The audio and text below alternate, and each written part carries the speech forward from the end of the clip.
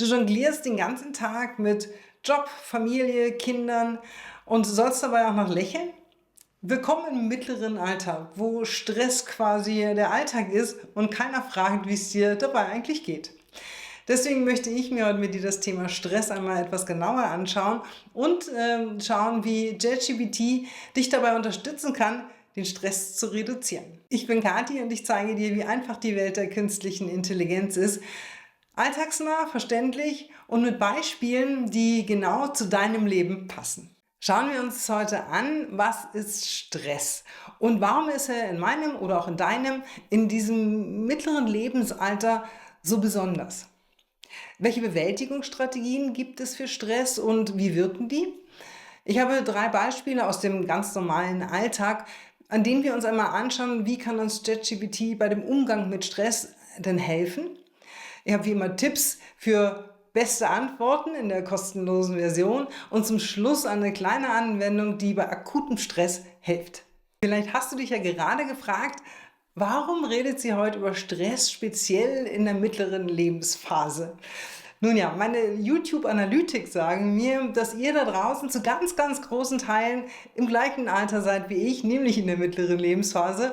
Und ich habe mir gedacht, dass es doch eine gute Idee sein könnte, die Themen einmal zu verbinden. Nämlich die Anwendung, die Alltagsanwendung von ChatGPT mit den Bedürfnissen und Themen, die unsere Lebensphase aber mit sich bringt.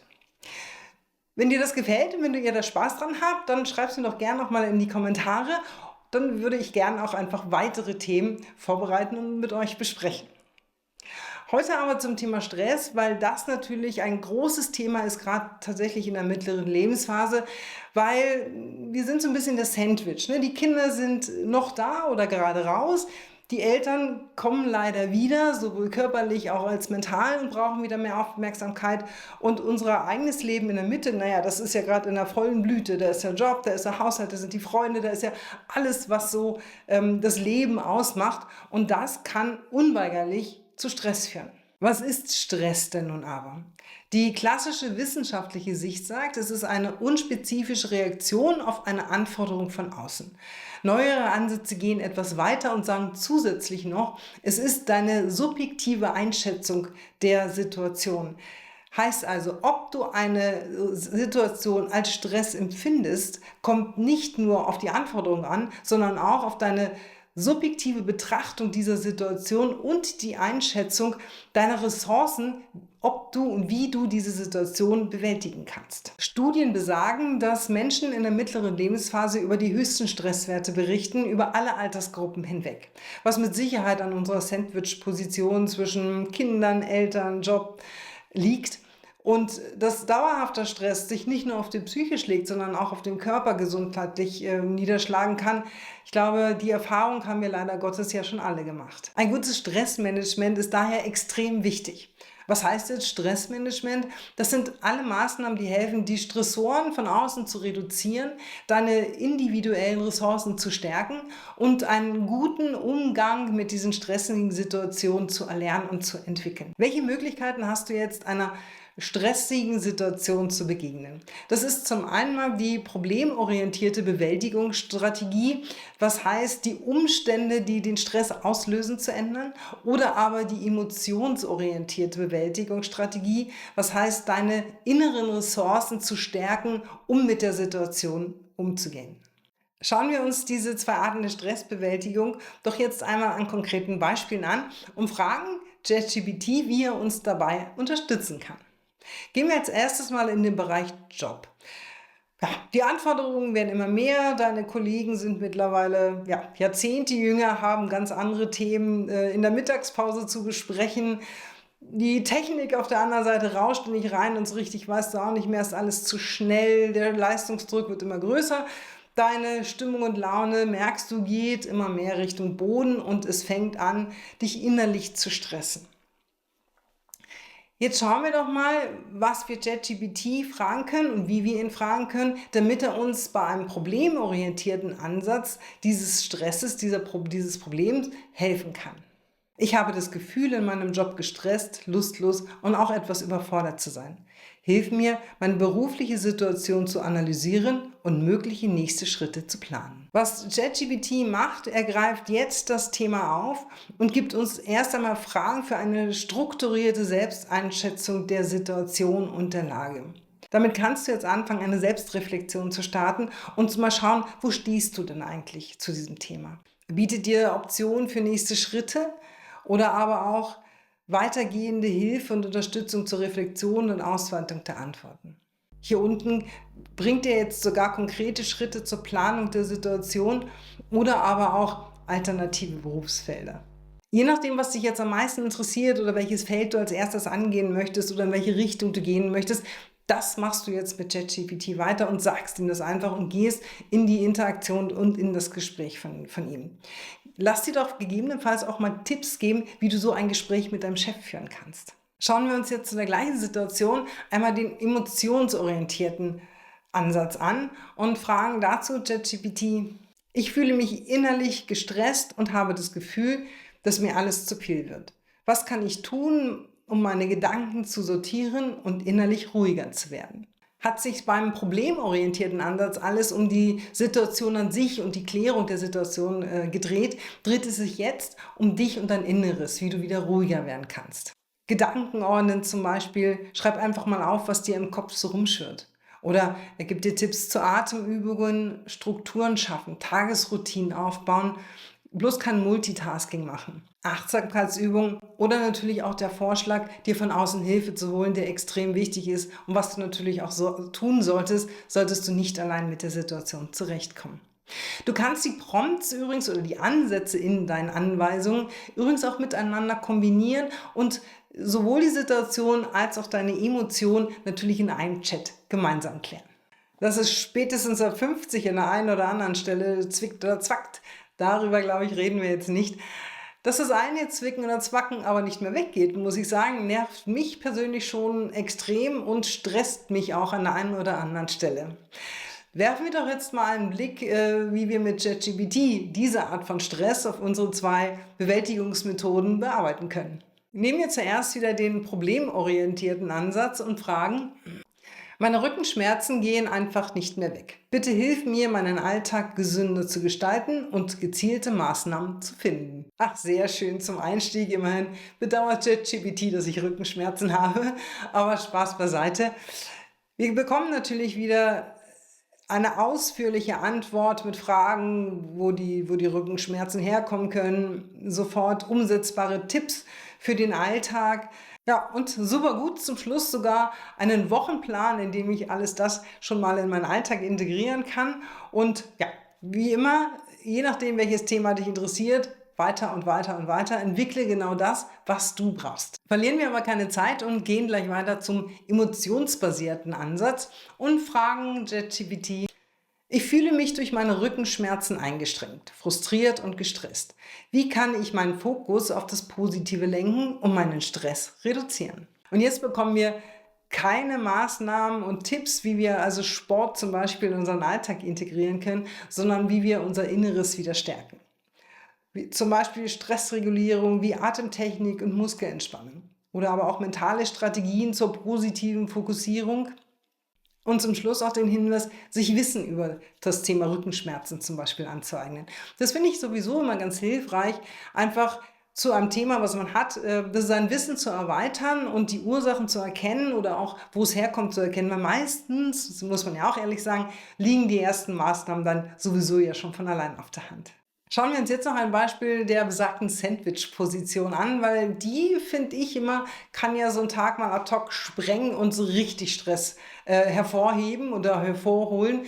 In dem Moment, wo das Kind ruft an und braucht jetzt etwas, dem Vater fällt gerade noch ein, dass er übrigens in einer halben Stunde noch zum Arzt muss und der Chef sitzt einem im Nacken, weil er entweder Deadlines hat oder so gerade ein Meeting einberaumt hat, an dem man jetzt auch noch teilnehmen muss. Wie sortiere ich mich jetzt und wie gehe ich jetzt mit dem Stress um, sowohl problem- als auch emotionsbasiert? Das schauen wir uns an und fragen ChatGPT als allererstes. Ich stecke zwischen meinem pubertierenden Kind, den Sorgen um meinen Vater, der zunehmend Hilfe braucht, und meinen anspruchsvollen Job und Terminen, die ich nicht verschieben kann. Ich bin sehr gestresst und verliere den Überblick. Bitte hilf mir, meine Woche realistisch zu planen und Prioritäten zu setzen. Da die Frage eine problemorientierte ist, bekommen wir jetzt natürlich wieder handfeste Vorschläge der Umsetzung, wie wir in dieser Situation handeln können, beziehungsweise wie wir diese Situation verändern können. Überschaffe dir als allererstes mal eine Übersicht über die Dinge, die zu tun sind.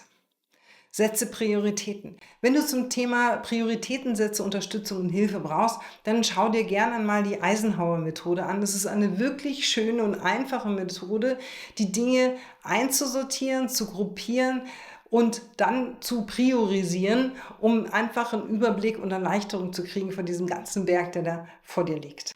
Mache realistische Planung inklusive Pausen und Freizeit oder aber auch bitte wie immer um Unterstützung. Alles also ganz praktische Ansätze, wie ich das strukturieren und sortieren kann. Werfen wir jetzt einen Blick auf die emotionsbasierte Bewältigungsstrategie. Ich fühle mich überrollt von den Erwartungen, ich bin Mutter, Tochter, Kollegin. Aber wer bin ich eigentlich noch? Bitte hilf mir, wieder Zugang zu mir selbst zu finden. Und jetzt kommen Hinweise und Denkanstöße, die du ganz persönlich bearbeiten kannst und über die du dir ganz persönlich Gedanken machen kannst. Erkenne deine Rolle und dass du sie ausfüllst, aber dass du sie nicht bist, zum Beispiel. Schreib dich frei, lass einfach mal raus, was dir einfällt. Es muss ja keiner lesen, aber du bist es mal los.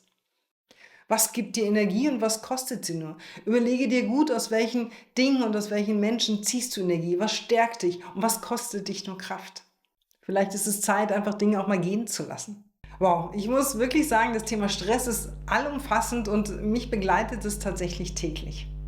Wie schaut es denn bei dir aus? Welcher Stressbewältigungstyp bist du denn? Machst du es eher praktisch auf die problemorientierte Art oder eher emotional auf die mit dir selber arbeitende Art? Schreib sie doch einfach mal in die Kommentare, wie ihr oder wie du mit Stress umgehst und vielleicht können wir ja alle noch was voneinander lernen. Möchtest du wissen, wie ChatGPT im Alltag noch helfen kann, dann schau einfach mal unten in die Beschreibung. Da habe ich dir ein Dokument verlinkt, das du kostenlos herunterladen kannst. In dem befindet sich zum einen eine kleine Einführung in das Thema ChatGPT und zum anderen aus 9 Lebensbereichen mit jeweils 2 Themengebieten Prompts, die du einfach nur zum Anfang kopieren musst, um gleich starten zu können. Schreib mir auch da gerne in die Kommentare, ob dir das gefällt und ob du damit zurechtkommst und ob dir ein Thema fehlt.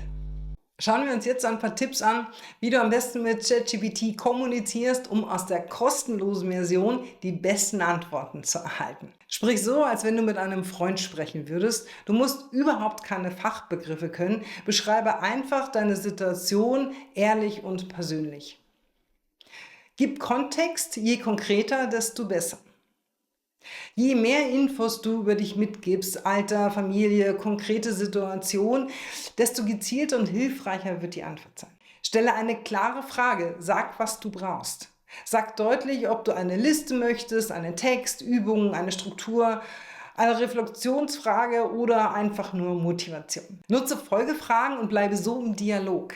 Du musst nicht alles im ersten Prompt klären. Frage einfach nach. Schritt für Schritt. ChatGPT kann auf frühere Antworten aufbauen, solange du im gleichen Chat bleibst. Sag, in welchem Stil du seine Antwort gern hättest. Sag ruhig, wenn du eine leichte Sprache, kurze Sätze oder mehr Empathie möchtest. Also ChatGPT ist da extrem anpassungsfähig und gibt dir das, was du gerade brauchst. Lass dir Vorlagen geben. Wenn du zum Beispiel gern ein Stress-Tagebuch führen möchtest oder ein Gute-Sprüche-Tagebuch oder du möchtest eine Liste erstellen. Lass dir einfach mal eine Vorlage geben. Sage genau, was du möchtest. Du möchtest eine Vorlage haben für eine tägliche, gute Laune-Spruch oder du möchtest eine Liste erstellen für ChatGPT ist fähig, dir Listen und Vorlagen zu erstellen, was extrem genial ist. Mit diesen Tipps, mit jedem einzeln, aber auch in der Kombination dieser Tipps, kommst du mit der kostenlosen Version von ChatGPT extrem weit, um dich und deinen Stress